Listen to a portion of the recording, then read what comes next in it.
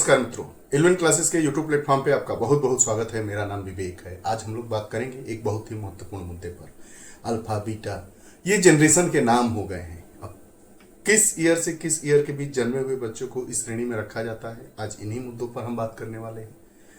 Video को तो start करेंगे ही, लेकिन उसके पहले अगर आप हमारे चैनल इलेवन क्लासेस को नहीं सब्सक्राइब किए हैं तो कृपया चैनल को सब्सक्राइब करिए, बेल आइकन का बटन दबाइए ताकि जो भी वीडियोस आए उसका नोटिफिकेशन आप तक पहुंचे और आप उसका लाभ उठा सकें।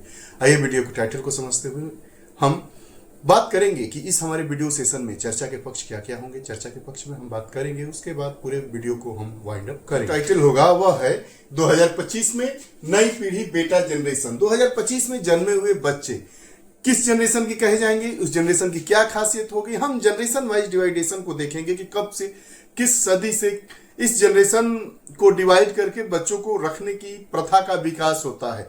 तो आइए चर्चा के बिंदु को हम समझते हैं। बिंदु में हम बात करेंगे खबर क्या होगी। खबर यह है कि welcome generation beta two future after generation alpha and generation Z arriving in 2025। Generation के नाम और समय सीमा कैसे तय होती है, क्योंकि हम जानते हैं कि 2025 जो हिंदू धर्म के अनुसार होलिका दहन के बाद प्रारंभ हो गया है, तो हम जनरेशन पर बात करना उचित समझेंगे। जनरेशन का नाम समय सीमा कैसे तय होती है, इस पर आइए बात करते हैं। तो इसका ऐतिहासिक, सांस्कृतिक और आर्थिक घटनाओं के आधार पर इस प्रकार के नाम दिए जाते हैं। ऐतिहासिक, सांस्कृतिक और आर्थिक घटनाओं के आधार पर इस प्रकार के नाम दिए जाने की प्रथा है। आर्थिक परिवर्तन, युद्ध, तकनीकी बदलाव और मीडिया में बदलाव को देखते हुए ऐसा किया जाता है। जो हमारे यहाँ देखा जाता है कि 10 साल 15 साल में कुछ न कुछ बदलाव होते जा रहे हैं, चाहे वो आर्थिक स्तर के हो, राजनीतिक स्तर के हो, ऐतिहासिक स्तर के हो। उन्हीं को ध्यानगत रखते हुए इस प्रकार के इस एज ग्रुप, इस ईयर से लेकर इस ईयर के बीच जन्मे हुए बच्चों को इस जनरेशन का नाम दे दिया जाता है। वैसे ही 2025 में जन्मे हुए बच्चे को बीटा जनरेशन का नाम दिया जा रहा है। आमतौर पर यह 15 से 20 सालों में बदलाव को दर्शाता है। इस समय के दौरान कुछ महत्वपूर्ण घटनाएं होती है। सबसे पहले अगर हम 1901 से 1927 तक की बात करें तो ग्रेटेस्ट जनरेशन की बात हुई। ग्रेटेस्ट जनरेशन यानी 1901 से 1927 तक के जनरेशन को कहते हैं। साइलेंट जनरेशन की अगर बात करें तो 1928 से 1945 की बात करते हैं। बेबी बूमर जनरेशन 1946 से 1964 अर्थात भारत की आजादी के बाद जन्मे हुए लोग बेबी जनरेशन कहे जाएंगे। जनरेशन एक्स 1965 से 1980 के बीच में और जनरेशन वाई 1981 से 1996 के बीच में, जिसको मिलेनियल जनरेशन भी कहा जा रहा है। जनरेशन के नाम और समय सीमा कैसे तय होती है, हम जानते हैं कि ऐतिहासिक, सांस्कृतिक और घटनाओं के आधार पर, आर्थिक परिवर्तन, युद्ध, तकनीकी जैसे बदलाव के आधार पर, मीडिया में बदलाव के आधार पर। यह आमतौर पर 15 से 20 सालों में बदलाव को दर्शाता है कि हमारे समाज में 15 से 20 सालों में क्या बदलाव हुए हैं। उस बदलाव में उस वर्ष के अंतर्गत जन्मे हुए बच्चे को कोई जनरेशन का नाम दे दिया जाता है। जैसे हम इस जनरेशन की शुरुआत 1901 से मानते हैं। 1901 से 1927 तक इसके नामकरण की प्रक्रिया प्रारंभ होती है। नाम होता है ग्रेटेस्ट जनरेशन। वैसे ही ग्रेटेस्ट जनरेशन आता है, उसके बाद silent generation, baby boomer generation, generation x और जनरेशन वाई। अब आइए इसके आगे बात। जेड 1997 से 2010 13 वर्ष से 14 वर्षों का यह दरमियान है।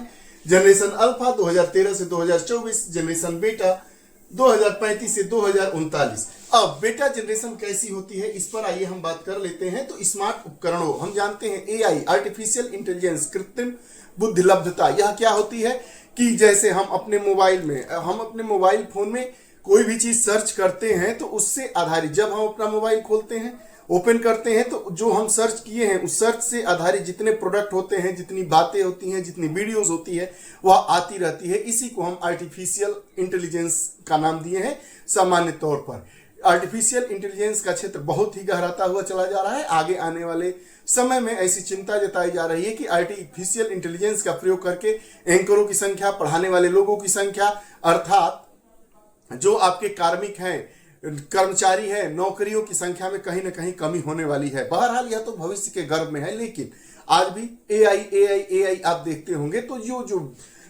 ये जो 2025 से जन्मे हुए बच्चे 2039 के बीच में जो जनरेशन होंगी, जो बच्चे होंगे, उनको बेटा जनरेशन नाम दिया जाएगा।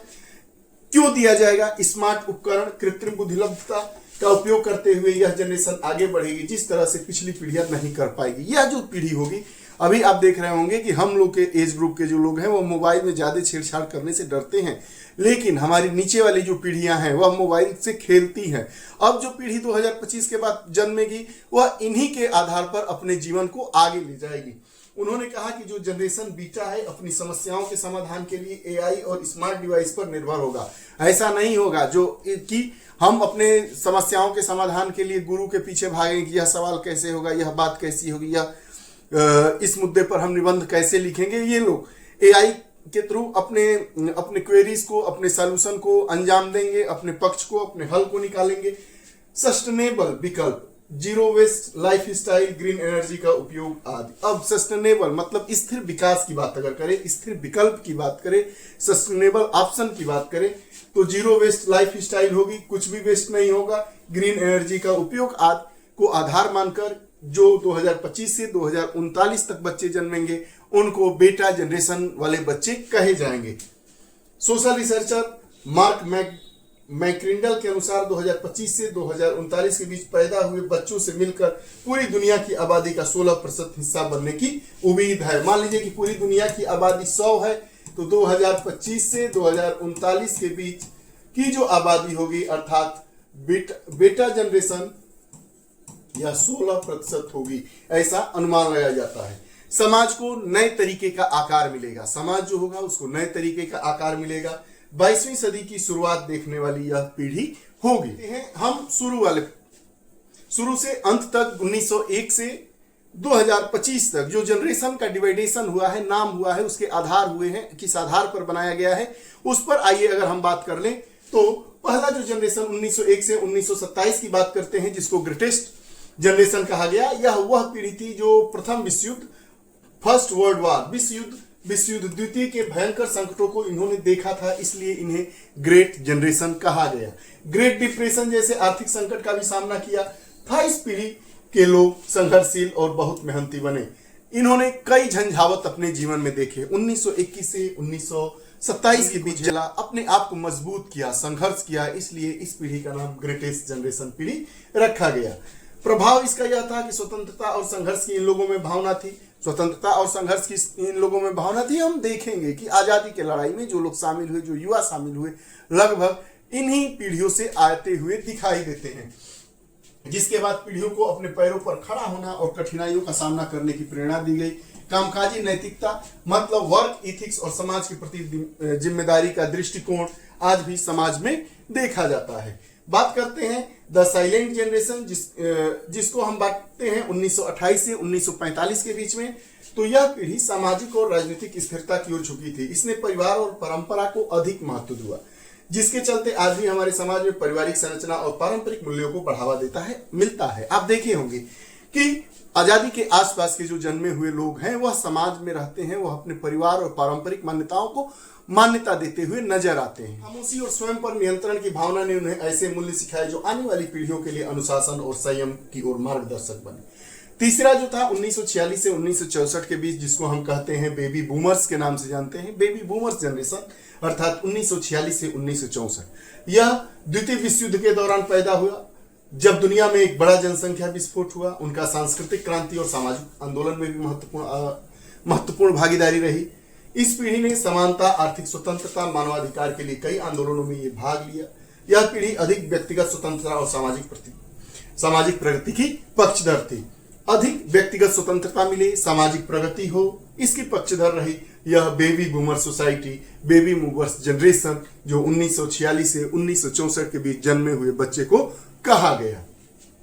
युवा विद्रोह, वियतनाम युद्ध विरोधी आंदोलन और साम्राज्यवाद के खिलाफ संघर्ष, इस पीढ़ी ने पारिवारिक संरचना को नए तरीके से देखा, जिसमें बच्चे को परिवेश को लेकर अधिक सकारात्मक सोच और फील्ड ओरिएंटेड दृष्टिकोण अपनाया गया। इस प्रकार की पीढ़ियों में इस प्रकार के प्रभाव को, गुण को देखे गए। यानी 1964 से 1980 के बीच जन्मे हुए बच्चे, जिनका नाम दिया गया जनरेशन एक्स। जनरेशन एक्स की क्या क्वालिटी थी? जनरेशन एक्स स्लैकर पीढ़ी भी कहा गया, लेकिन यह एक गलत स्टीरियोटाइप था। स्टीरियोटाइप मतलब पहले से फिक्स, उसी को हम क्या कहते हैं? स्टीरियोटाइप। चले आ रहे ढर्रे पर, ऐसा लेकिन नहीं था। यह एक गलत स्टीरियोटाइप था। इस पीढ़ी के लोग 1970 से 1980 के दशक में बड़े हुए।